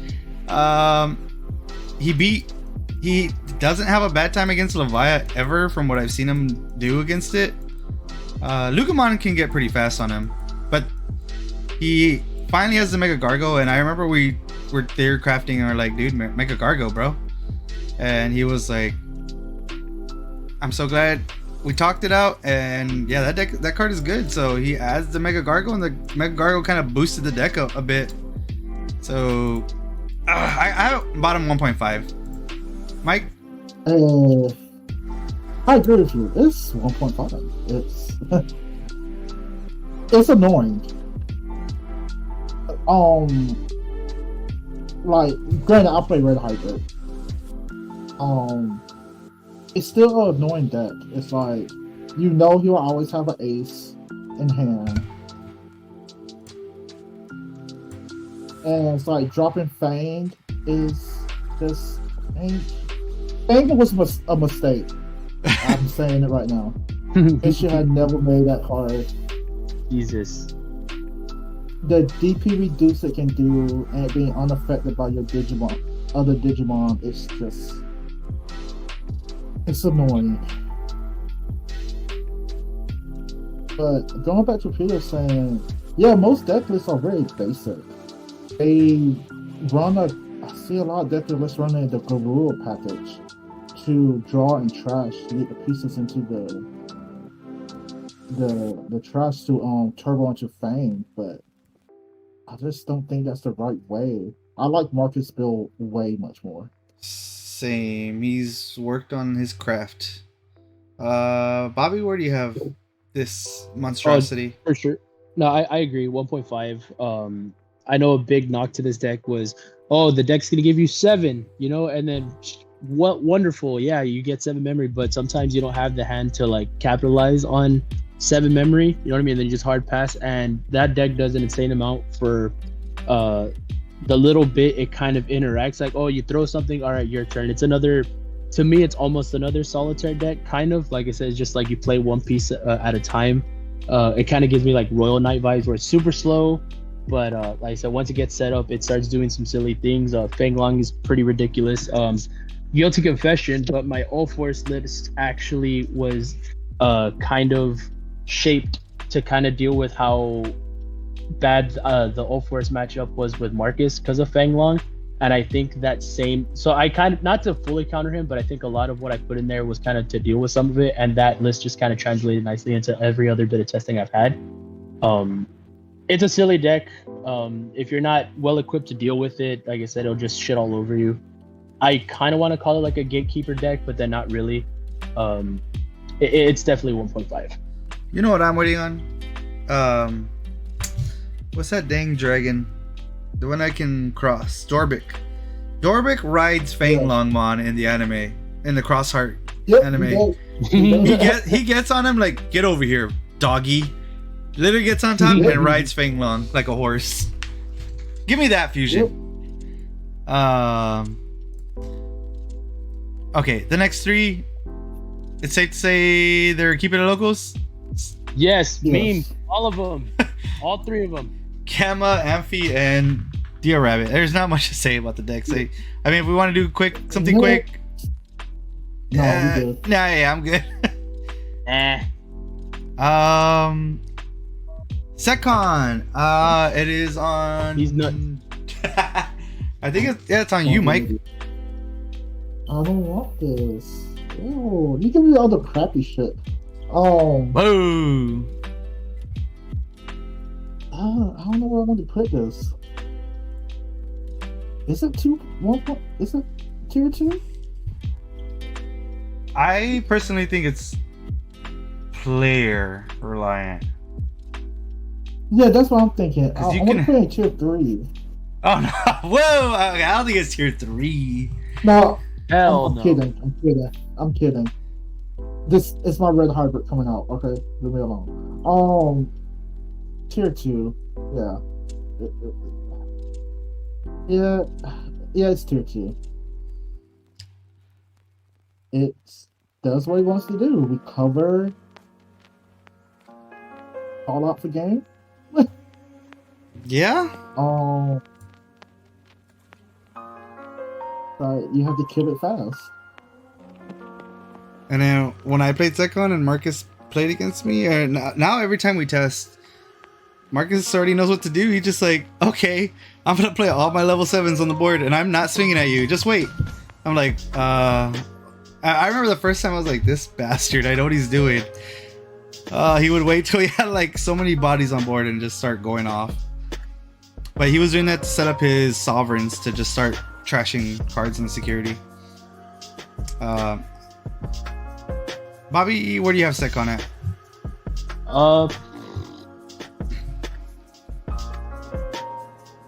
I kind of want to leave it there, but also I still don't know how to fully deal with that matchup 100%. I've never fully learned how to play into it or play around it. Maybe I'm wrong. I feel like 1.5 is a good spot for it. It's the stuff in the same tier right now, like all the stuff in tier 2, I don't want to say loses to it, but it is rough matchups like for Wargrey and for Melga, I would think, or even with Blue Flare. It's very pilot oriented or pilot heavy, however you want to say it, like where it depends on the player. I think it's 1.5. I also have it in top of tier 2 with Mike. I think it's very heavily on the player. Because you can do some misplays, even though it's just like you're just dropping something past turn. It's very RNG also because of your security. I think there was one time I played against Mike. My security was nothing but Digimon, and I was like, okay, that's where they were. Even against Marcus too, I think he played he did his Fang stuff, I had like one security bomb in there, and the security bomb I had in there wasn't enough to kill anything on the board, and yeah, it wasn't that fun. And I mean, it's also another reason why you only see like maybe one Secon list that goes up there. It feels it's like that specialist also, kind of like Galamon, kind of like Millet, or Marcus hybrid. It's like you have that specialist that commits to the deck and understands their matchups. Unless you go against red hybrid, then you don't have fun with Secon. Yeah, I still have it at top tier 2.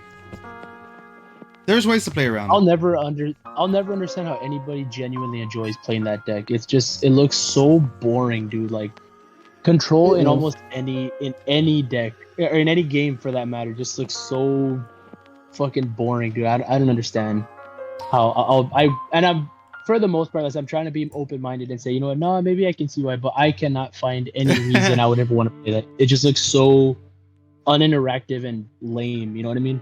No, yeah, it's definitely boring to play. Bobby, you have Beelzemon. Ooh.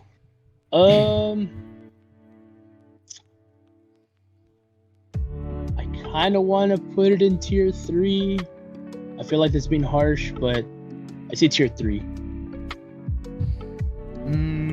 For me at the moment, I have it at tier 2. I still don't think it's a bad deck. I personally still have it tier 2. It can pop off against most of these decks in tier 2. If it does what it wants to do, it's gonna do what it wants to do and just kill you. Also, I still think it's solid enough to stay up in the tier 2 area. It also topped in regionals, I think, not too long ago, and it was a simple list too. Yeah, I still think Beelzemon's solid. Maybe you can bring back the Impmon.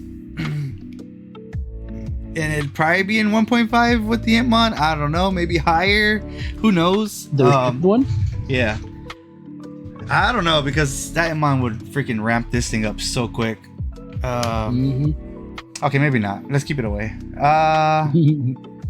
No, yeah, Beelzemon's still tier 2. It's still a solid deck for my opinion. Mike, what do you have Beelzemon? Tier 2 is still solid. It does what it wants to do. And it does it well. It can pop off out of nowhere. It's like trash, and you suddenly gaining 3 or 4 memory. Just like, oh, okay. So yeah, it's definitely tier 2. It's better than anything else, but anything in tier 3 or at the locals. It's better than any of those. I have Mega Gargo. I have it in tier 2. I think it's a solid deck. First time I ever got to play the deck was 2 weeks ago. I just literally, I still need to do more playtesting with it, but I'm starting to have a lot of fun with the deck. With my new build now. I just threw something together. I was trying to understand the deck while I was playing that tournament. I was still able to get to the finals with it. Didn't have a great matchup against Lugamon. It was my only boss monster was the Gargo, and hoping to keep Gargo alive long enough so I could go into Merciful. It's fun. The Ace card, man, I love the Ace card. It's so strong in my opinion. It's one of the best Ace cards for a level 6 in the game at the moment. Yeah, I have the Gargo deck in tier 2. Mike, what do you have? The Gargo.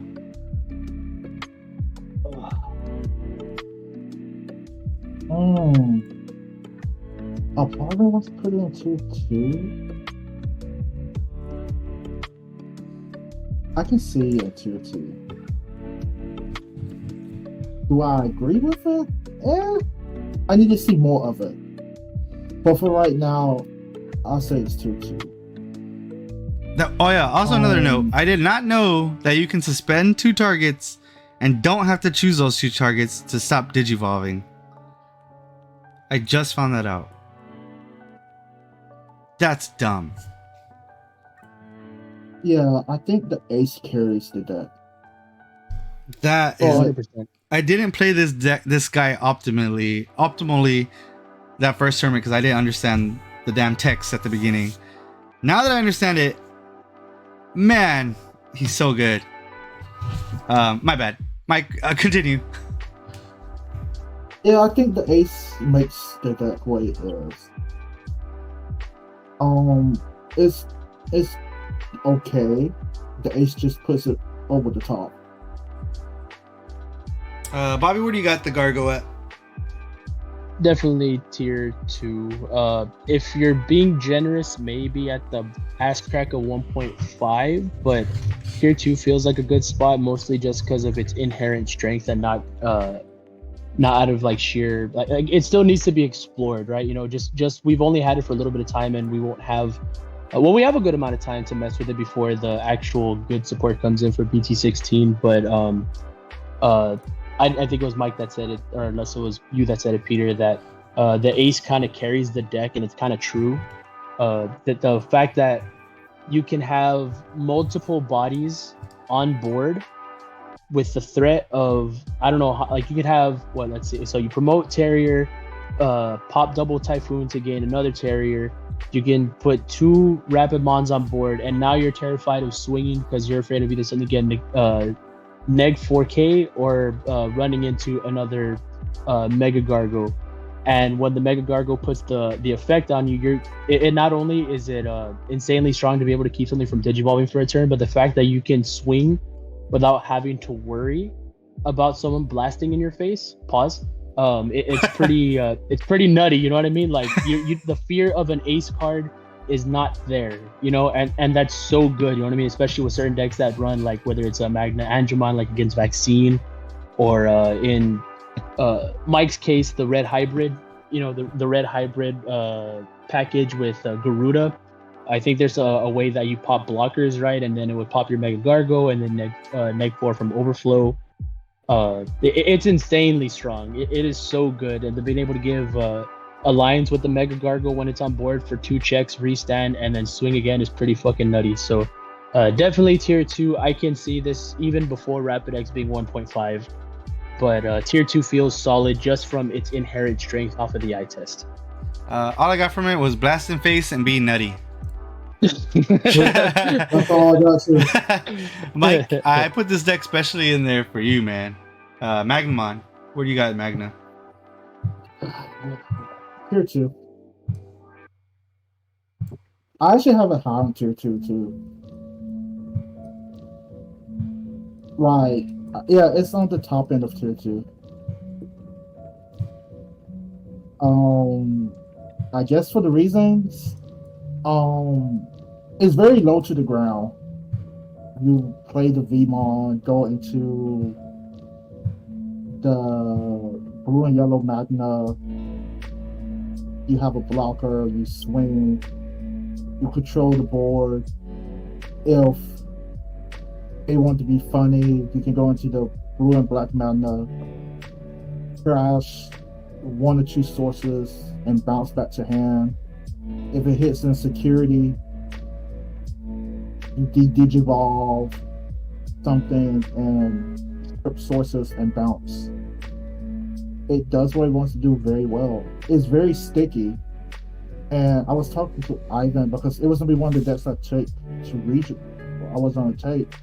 It has a pretty good matchup against a tier 1.5 and tier 1 decks. Aside from Numamon, it has a pretty good matchup against everything else. Well, Numamon and Luga.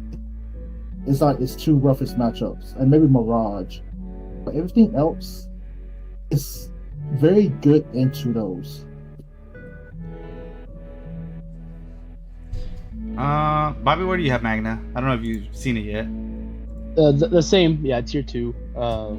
The new Magna, I'll call it a promo. It's not the starter deck. I think I heard this on Security Check. They're like, it's a promo fucking Magna, not a starter deck Magna, because it's apart from the starter deck. But anyways, Being able to strip sources is insanely huge, and I think when I was playing against Mike, it popped out of security, but I didn't have anything to source strip at the time. I think it's when I was messing with the Luca package to test it out. I said, look, that magnet in its own itself is strong. The movie promos make it really good. It feels less resource reliant or resource heavy than it did prior, like with the new Vmon, the new Davis, the new magnet. It just feels a lot more not cohesive, but less piece reliant. You're not relying on like the blue and green Davis or all the other color Digimon to roll with. Once BT16 rolls around, it gets insanely good. Same thing like Mike said, it's super low to the ground. I think that's insanely good. It only gets stronger as the game progresses. But again, it'll struggle against stuff that like to bounce things away because it wants to be deleted, not bounced. So yeah, I'd say tier 2 feels good, like to the higher end of tier 2. I also agree. I have it in tier 2. The matchup between Gargo and that deck was fun. Played Mike several times with it. It's such a fun matchup. I need to know. What happened, Mike? Oh, the armor and Fang matchup is very favorite in armor. Yeah, it can be very annoying. Your armor purging. Bobby, you got Bloomlord.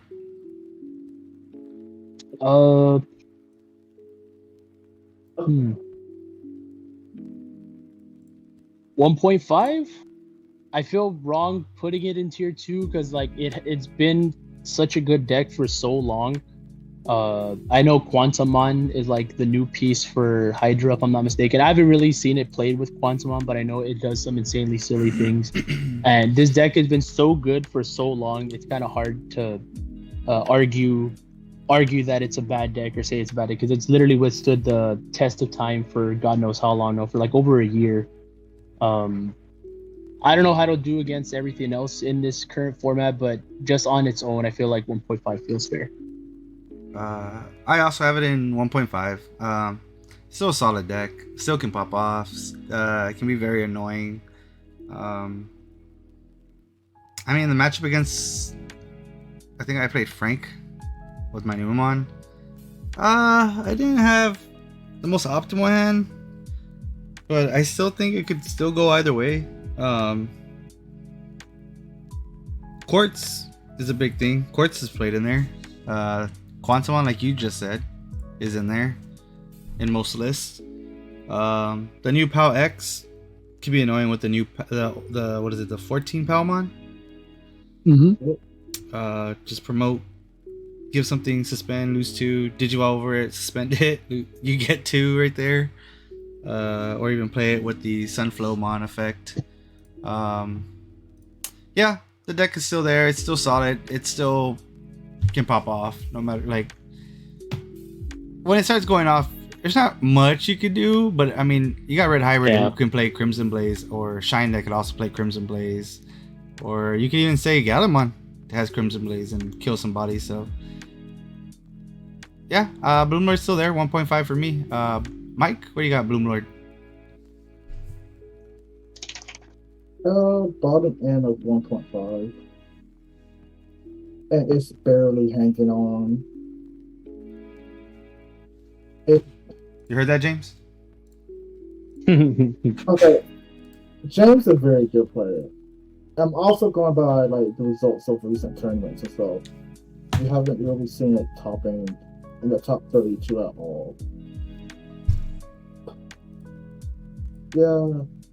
I don't think that it's because it's not capable. It's just probably just people are just shying away from it. I think if a dedicated Bloom player, and not to cut you off, but just to like tack on to your point, I think it's more so like I said, just again to the new shiny new toy syndrome. I think if people wanted to play it, I think it would still do fine. I think the issue is that Numemon's in the format, and people are already checking against Numemon, which ironically works against Bloom. Heck yeah, I'm ready for my damn mirror. I ain't dealing with that. Like, I'm not dealing with my own bullshit. So yeah, if Numemon wasn't a thing, then yeah, Bloom could be tier 1.5. but sadly, Nuamon is dead, and it's everything Balloon wish it was, and speed wise. So it's like, okay. I agree with James. It's a skill deck. That's why people shy from it. It really is. Like if you can easily misplay. Like James is a very good player. Yeah. Why would I James- play a big brain deck when I could play a brain dead deck like Numamon or Red Hybrid and call it a day? You know what I mean? True. The very last boy. Brigadramon, the Commandramon deck. Damn. It's not. Damn. I don't think it's tier 3. Really? I think it's tier 3. Shit. I think it's tier 3 too. I think it's tier 3. I just want to give him some love, man. I love that deck, bro. I love that deck, but I think it's tier 3. Oh yeah, it's tier 3. Who am I kidding? It's definitely tier 3 because once you get to Brigadramon, what happens? You don't do anything. You pop up to 7 cost, and then you have a bunch of bodies on board, and then what? Someone plays Crimson Blade, now you're cooked. And then there's ways to get around. Like it feels very easily played around. Like before this deck even popped out in BT14, no one even remembered what Crimson Blaze did. Like everyone was still in their bulk. No one was playing that stupid card. But I feel like now it's like I said, it's too easily played around. Levia shits on it. Numamon goes faster than it. It loses pretty hard to I would say shine if they put a turbo or ruin mode in effect. Mirage can just bounce it back to hand freely. The matchup against the Devas kind of sucks unless you have DCD bomb in hand, but if you don't see it in security or you don't see it all game, you're kind of fucked. It doesn't do anything. Like, it feels bad. Like, it goes wide, sure, and then you just kind of have to hope you live the rest of your checks. But I love that deck. I love it all with all my heart, but I think it's tier 3.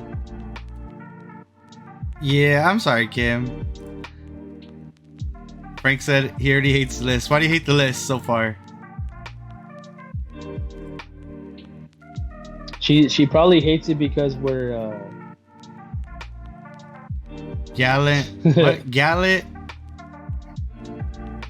I agreed. I said Gallant is tier 3. What makes him, in my opinion, what makes him tier 2 over Royal Knights when the point when Royal Knights was up in tier 1 back then?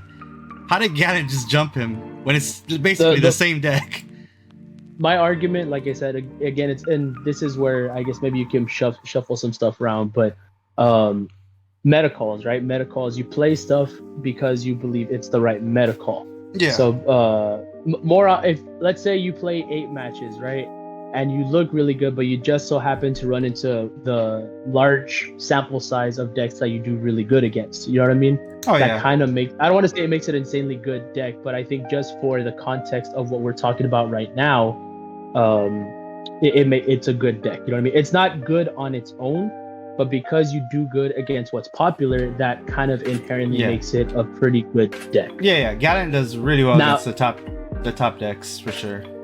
Once those guys go out of rotation, then Gallant becomes garbage again. Like I said, unless he does good against other things, right? But like I said, once the meta shifts and then Gallant doesn't have a place, like I said, then you're now let's just say the meta shifted and I don't know, Heavy Leo had a good matchup spread against what was good. I think that would make Heavy Leo a good deck because it does well against what's popular. You know what I mean? And that inherently makes something a good deck. It's not a good deck like just on its own, but like I said, but against what's good, I feel like that makes it a good deck. I don't know if that makes sense or if that sounds counterintuitive. No, I get you because right now the meta is super fast and you have to be fast with Royal Knights. Royal Knights, like I do agree that Royal Knights belongs to tier 3 just because like right now the meta is super fast, and even back then when Royal Knights was a thing, Frank would shit on me with Bloomlord, and Bloomlord was too fast for the damn deck. So yeah, I agree Royal Knights in this meta just because everything plays as fast as Bloomlord right now too, even before these decks existed. Yeah, I agree. It drops all the way down. I think we're good. Frank says Garu and Blue Flare shouldn't be tier 2. They're definitely tier 2. I mean, I wouldn't play Melga over Mirage, that's for sure. Neither would I. I'd rather play Mirage.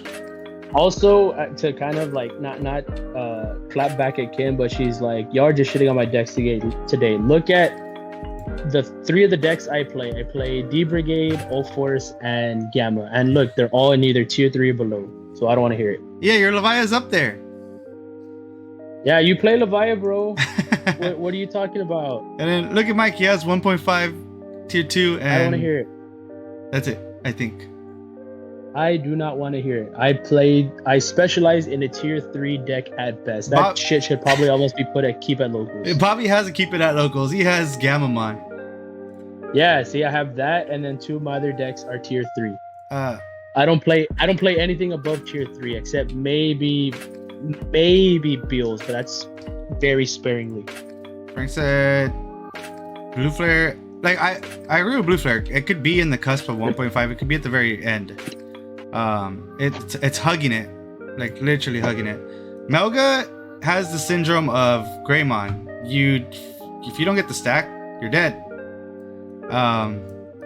Like today, I struggled and I got my ass whooped. There was that one turn, like I had an awesome stack, and yeah, Bobby can tell you himself, like I popped off super hard. But when I don't get that magical stack, it's like, sucks. You get that Greymon syndrome. I guess you could say Gurumon syndrome. Same thing. Stacking decks kind of hurt. It's okay against the meta. Like Numamon beats the crap out of Melga. Leviamon can beat the crap out of Melga. Lugamon can beat the crap out of Melga. I mean, that matchup is... I beat Swan with that matchup, Melga against Lugamon, but I just had the perfect stack. It just depends on the stack.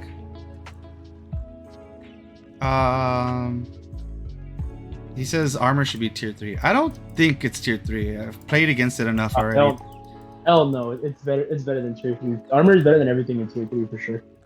Yeah, way better than the rest of these that are down here at the moment. Vaccine, Heavy Leo Bloom. You forgot about your Levia, Kim. It's up there.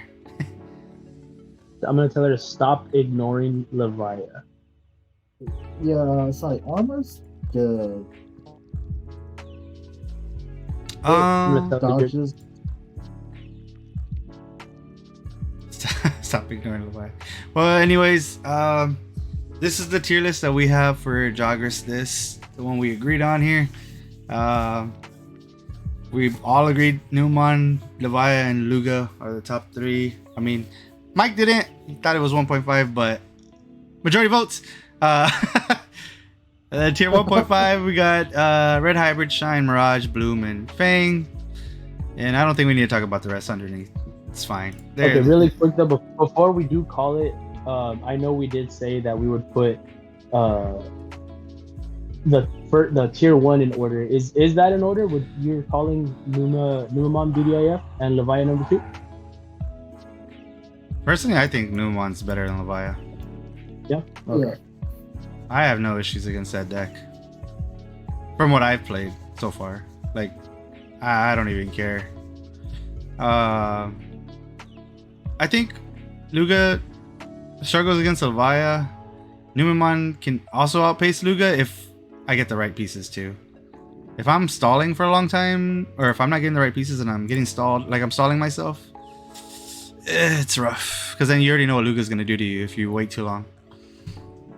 Tier 1.5, I guess Red Hybrid's the top for sure. Oh yeah. Shine and Mirage can be interchanged, I think. So keep it there. Bloom for sure is behind them, in my opinion. I think Shine's better than Mirage. Yeah, we can keep it like that. I think Bloom can stay right behind them. Fang could stay there. Maybe I'm starting to think about what Mike was saying, that it could drop to tier 2, the vaccines a little bit. Where's Machine? Oh, I forgot to put Machine. Where would y'all put Machine real quick? make Jose his own tier, and then that's the Jose tier. It's a whole set tier. Yeah. Yeah, dude. Nah, probably like Tier 3. I agree. It's tier 3. Yeah, tier 3. It's too slow. Too slow right now. It only has a good red hybrid matchup. Because Levia's gonna kill it. Numon's too fast for it. Lugamon's kind of too fast for it. Bloomlord's too fast for it. Mirage could be annoying. Shine is annoying. Yeah, the only... it has a good match. Decent matchup against Fang. But the EX1. I doubt Machine's gonna be in 1 point, like, high up there at all. But yeah, tier 1.5 we have it here. Tier 2, do y'all agree Secon's the top of tier 2? yes. Or do we drop it down where Gala and Lilithmon are, where it's more like that player reliant type of thing? Nah, I think it's good. It was good where it's at.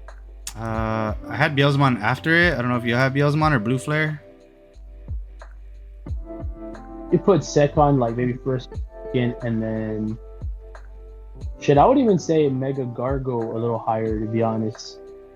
I think I have Blue Flare right behind Secon. Cause I think like Blue Flare's okay. I'm gonna have Blue Flare on top, just cause I think Blue Flare is like that bridge. Just my opinion. Then I have Secon, and then yeah, Blue Flare is still good. You did well with Blue Flare, Mike. Yeah. I would put Mega Gargo over Beals, to be honest. Biel's, I think it's still right behind Secon. I think it's the best, one of the best top tier 2 decks for sure. Gargo and Mag. Okay, I gotta put Melga above those two. I still. Okay, I gotta put Melga. I'll put Melga right above Beelzemon. Actually, no, right behind it, because the security bombs do hurt. Armor and Gargo can be interchanged. Greymon can be right behind it. Black War is right behind Greymon because Raid beats the shit out of Black War.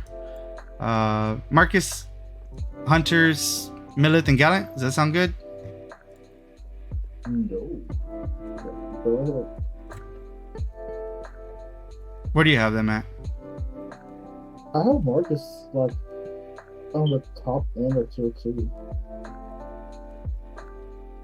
I'll put it above the Greymons. Actually, no. I'll put it above the Ace and the Armor.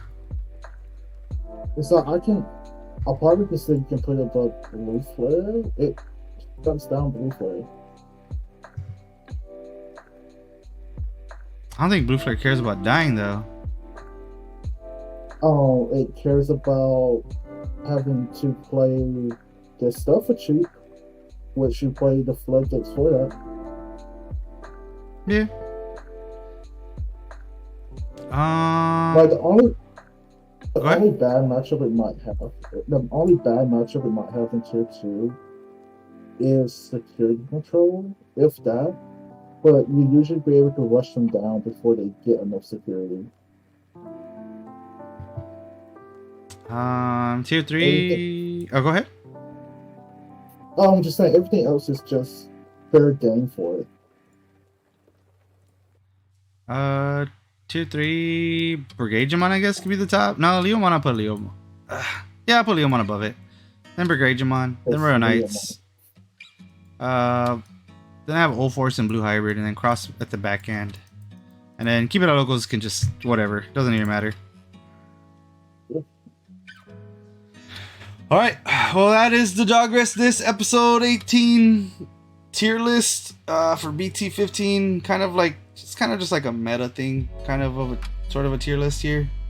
Those top 3 and those tier 1s are for sure heavily gonna be at regionals, and I just want to shout out the squad, the whole Olympus team that's going up there next week. Good luck to everyone, even you, James. We'll see you up there. Good luck to you, man. You're gonna do really well. Hopefully, we don't get that player where they have a illegal card in their deck, and the judges are like, "Nah, it's cool. He gets to win still." That was BS. I remember that regionals. Nah, but good luck to everyone who's gonna go. And Mike, you have any last words? No, just good luck. Shout out to all those in Brownsville and McAllen and Westico. Yeah, and I want to shout out the players that are not new anymore, but all the, I guess you could say that players that just came in from like late last year to Olympus. Shout out to you guys. You guys are making the scene a lot more competitive now. With the decks y'all are running now, you guys are getting way better.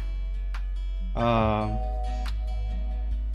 guess that's all we have for y'all here. So good morning, good afternoon, good night, and I hope y'all have a great day.